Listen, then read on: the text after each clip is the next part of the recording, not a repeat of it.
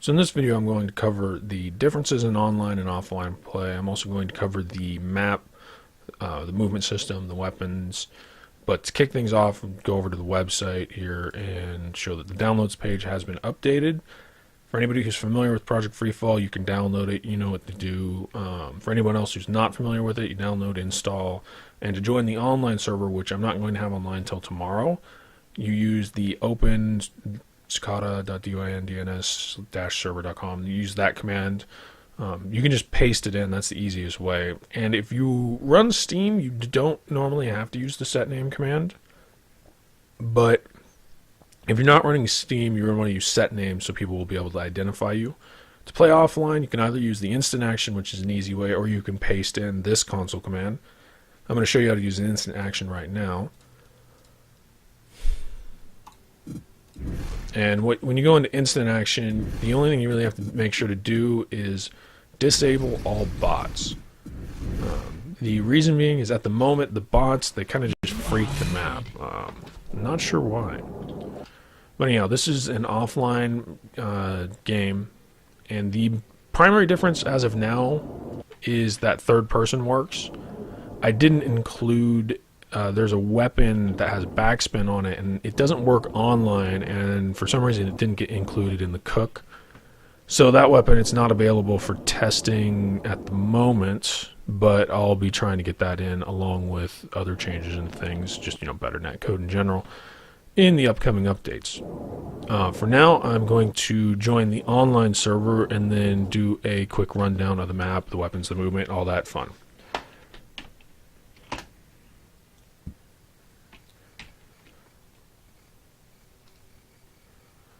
Yeah, it's one of those deals where if you type open once and you just get automatically kicked, type it again. Sometimes the server, I've noticed, if it's been idling, the first person to connect, it'll automatically just kick them, but if they reconnect, they'll join just fine.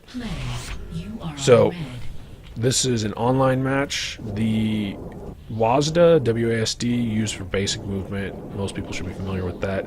The jetpack is right mouse. The lateral jets, which they're the jetpack without any up jet. You can use the middle mouse, or you can use, I believe, either of your. If you have mouse thumb buttons, I believe you can use either of those two. Skiing, there are two ski buttons. There is left shift is toggle ski. You'll see if you look in the upper right, you can see the indicator going on and off. Toggle ski, that's exactly what it does, and then spacebar is jump, and it also is a form of ski, like it's press to ski, but if you combine it with toggle ski, you can use it to slow down and such. I'll show. So for skiing online, it works mostly like offline. The main issue is at low speeds, the server doesn't really seem to want to get you to ski. So here's a low speed, it kind of freaks out. And the way to fix this is try just not to ski it. Just jump, get some jet, and then go. And it works fine once you're up above like 20, 25 type deal. That's going to get fixed in another update, and it has to do with the netcode still at the moment. There's still some hacky bits in it. So if you didn't catch where I started from, I'm going towards the other base. Here, I'll just kill myself. Okay. Now, all the spawns for both bases at the moment, they all point directly to the enemy base. So when you spawn, if you don't move your mouse at all, you'll be pointing at the enemy base. As for the map, for things that have changed, for people that have played the map previously, the bases there used to be the one there, and there used to be another way down over there. I reoriented them on the diagonal, along with I made some changes to where they were just so that skiing paths would present themselves more readily. As for the extents, there is a out-of-bounds grid. It's way, way out there. If you run into it, it's because you're exploring pretty much. There's no real reason to go all the way out there right now. So I'm just pretty much taking a direct route.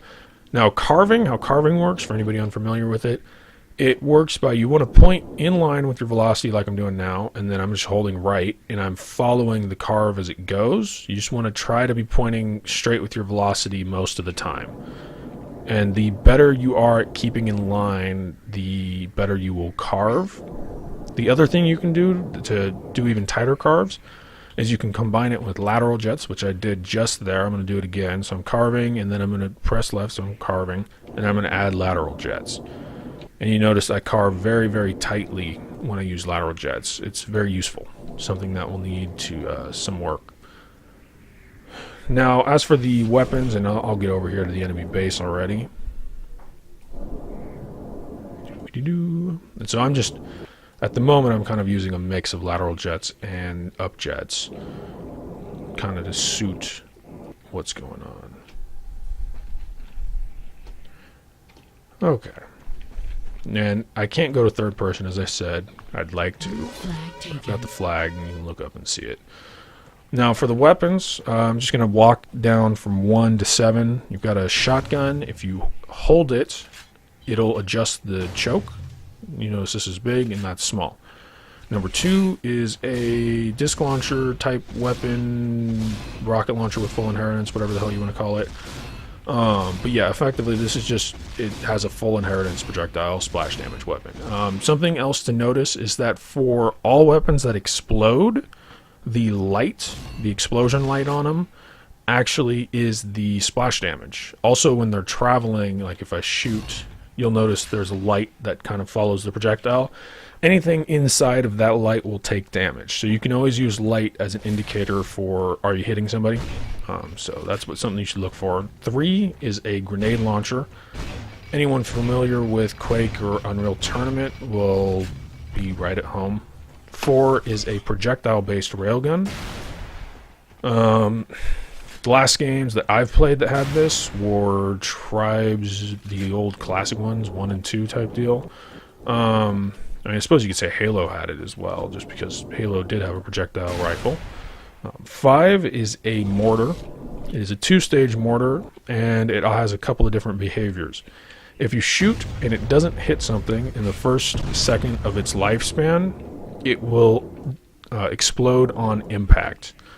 If you shoot and it does hit something in its first second of life, another second of arm time will be added, so it has 2 seconds total, and then it will explode on arming, so it'll air burst. I'll show you that. Notice how it air bursts. Otherwise, it will always explode on impact. So I'll come in here for... And you notice that you don't stop immediately when you turn off skiing, so that's something to plan for. And so it's really the basics for the map. They aren't complex, like the base and such. There's nothing hiding in here. They're pretty straightforward. And when in doubt, use the flaming goblet things, whatever these are. I don't know. They're neat. That's what they are.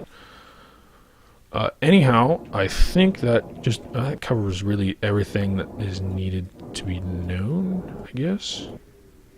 So, thanks for watching, and I hope to see you in the Friday net play test. If you have any questions or comments, oh yeah, that's what I'll end on. If you have any questions or comments, of course, post on the YouTube page, or you can post on the game forums, which go over to desktop, and you can find the forums link on the website as well. And you've got the game forums with a bunch of people that are logging in to see when the download will be uploaded. So, thanks for watching, and I hope to see you on Friday.